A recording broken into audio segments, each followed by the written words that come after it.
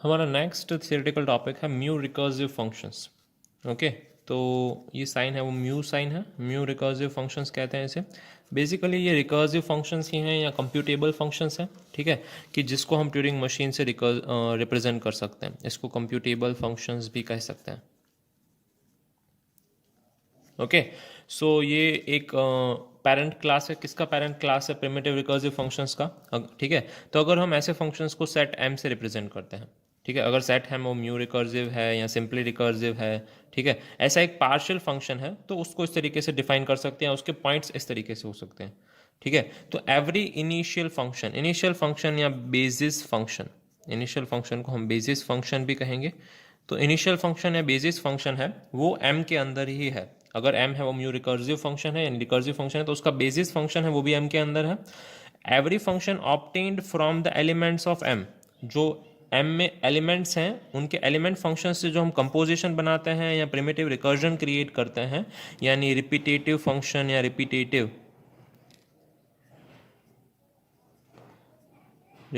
Function जो हम create करते हैं, ठीक है, या रिपीटेटिव स्टेप जो हम क्रिएट करते हैं बेसिस फंक्शन या बेसिस स्टेप के बाद वाला, वो भी किसका पार्ट है? एम का पार्ट है। वो हम कंपोजिशन से भी ले सकते हैं या डिफरेंट जो अवेलेबल स्ट्रेटेजीज हैं उससे क्रिएट कर सकते हैं, वो भी एलिमेंट ऑफ एम है।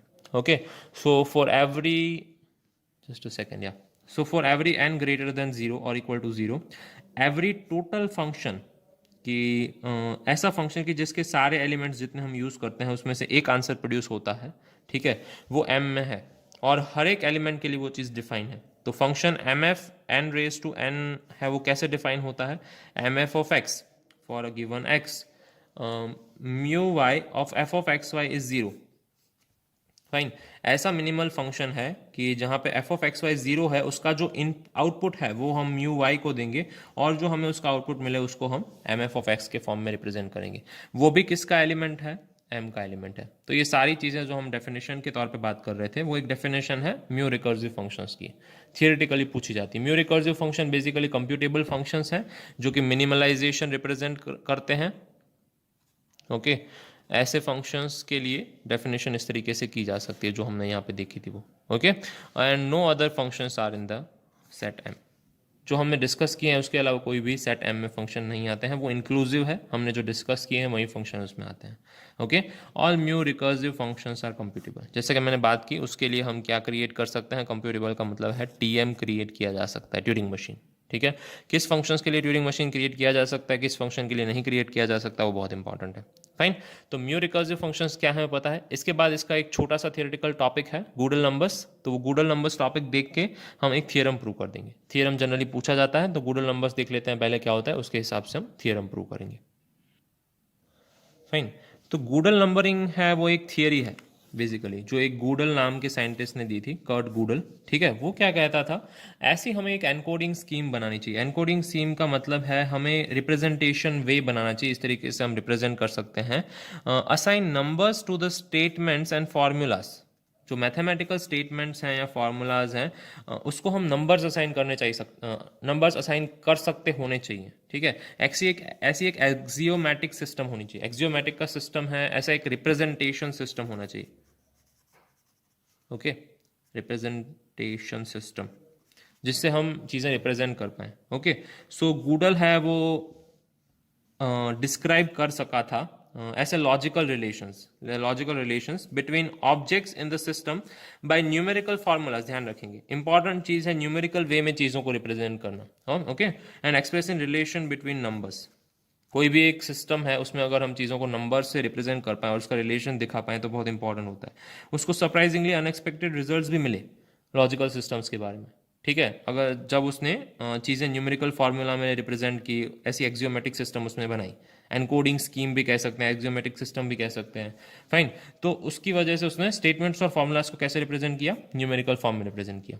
तो उसके फाइंडिंग बेसिकली क्या कहते हैं कि एनी फॉर्मल सिस्टम, कोई भी एक फॉर्मल सिस्टम है, अल्गोरिदमिक है या नॉन अल्गोरिदमिक है, ठीक है, वो अगर कॉम्प्रिहेंसिव है, कॉम्प्रिहेंसिव मतलब आपका उसके पास अच्छा सा नॉलेज है उस सिस्टम का, comprehensive enough to include the laws of arithmetic, ठीक है, आपके पास अगर उसका अच्छा सा नॉलेज है और अगर आप उसको एरिथमेटिक फॉर्म में रिप्रेजेंट कर सकते हैं, ठीक है, तो it should have true statements that can not be proved with in the system. ठीक है, तो उसमें ऐसे कुछ ट्रू स्टेटमेंट होंगे जो आप सिस्टम के अंदर ही प्रूव नहीं कर सकते होंगे, अगर वो सिस्टम कंसिस्टेंट होगी तो।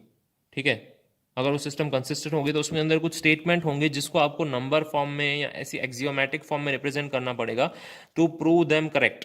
ओके, तो to prove them true. Fine, so ऐसे सिस्टम्स को, ऐसे स्टेटमेंट्स को हमें ढूंढना है। ओके, तो गूगल क्या कहता है कि ट्यूरिंग मशीन भी हम रिप्रेजेंट कर सकते हैं नंबर के फॉर्म में, कि क्यू आई क्यू। हम सबसे पहले स्टेट को रिप्रेजेंट करेंगे, जैसे कि आपके जो ट्यूरिंग मशीन है उसमें 3 स्टेट हैं, Q1, Q2 and Q3। Fine, तो इसको मैं 0 नाम दे दूंगा, इसको 1 दे दूंगा, इसको 2 दे दूंगा।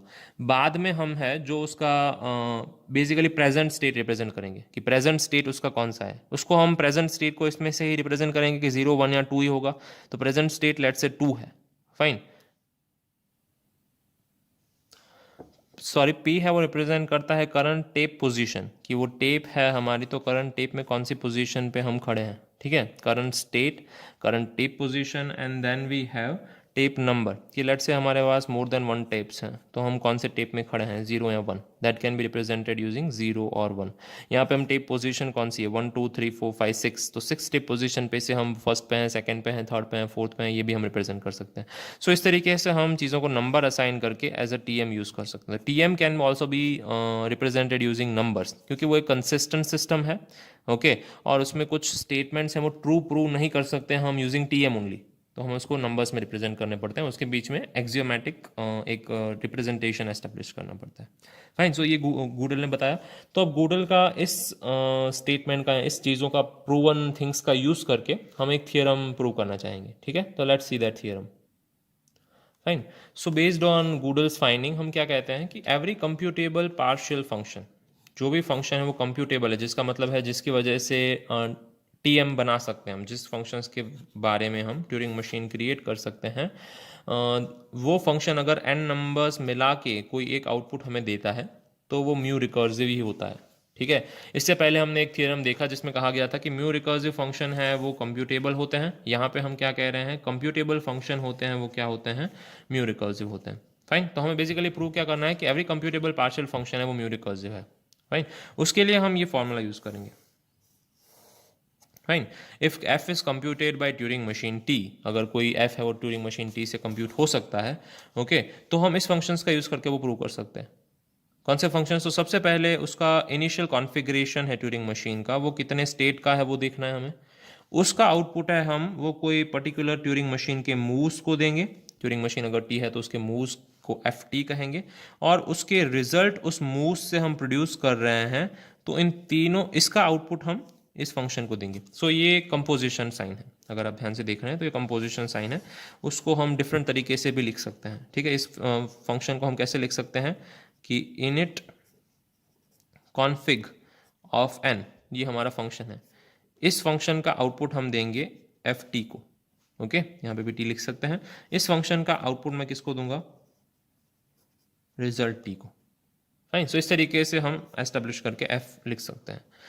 तो इनिट कॉन्फिग n क्या है, number of initial Turing machine configuration corresponding to input x। अगर आप कोई भी इनपुट x दे रहे हैं यहाँ पे, तो उसके according initial Turing machine configurations क्या क्या है वो।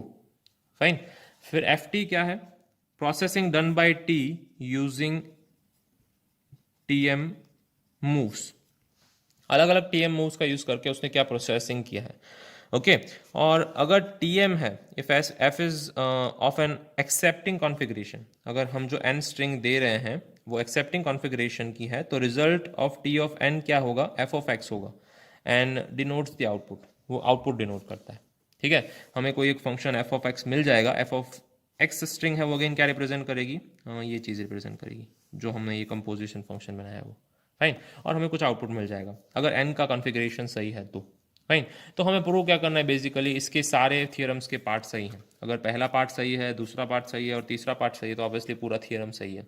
फाइन, सो हम थियरम 1 का यूज़ करते हैं ये थियरम प्रूव करने के लिए, बेसिक थियरम प्रूव करने के लिए। जो कुछ हाइपोथेसिस हैं वो हम देख लेते हैं कि इस कॉन्फिग टी फंक्शन वो इसके पे से बनाया जाता है, इनिट कॉन्फिग फंक्शन पे से इस कॉन्फिग टी नाम का फंक्शन बनाया जाता है if n is a configuration number for t और नॉट। हम चेक कर रहे हैं कि गिवन n है वो कॉन्फ़िगरेशन फंक्शन है कि नहीं t के लिए, इस कॉन्फिग डी फंक्शन में। ओके, वो प्रिमिटिव रिकर्सिव प्रेडिकेट है।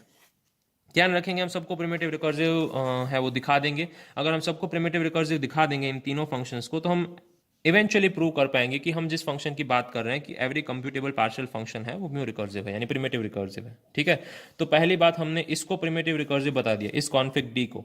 अगर इस कॉन्फिग टी है वो प्रिमिटिव रिकर्सिव है, तो उस पे से हम कह पाएंगे कि इनिट कॉन्फिग टी है वो प्रिमिटिव रिकर्सिव फंक्शन है। फाइन, उसमें भी n से n तक जा रहे हैं।